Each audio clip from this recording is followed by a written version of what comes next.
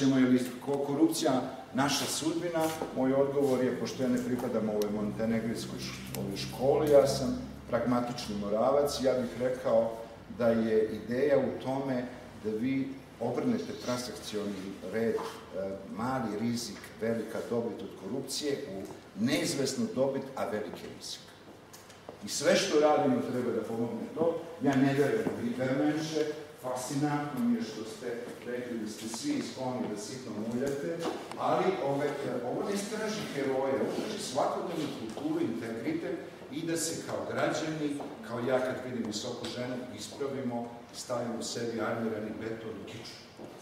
Znači da imamo neku vrstu, termin se zove integritet, celovitost, zrelost, neka vrsta etičkog imperativa koje imate, koja je vezana sa profesionalizmom i odgovornošću i kompetentnosti za ono što radite.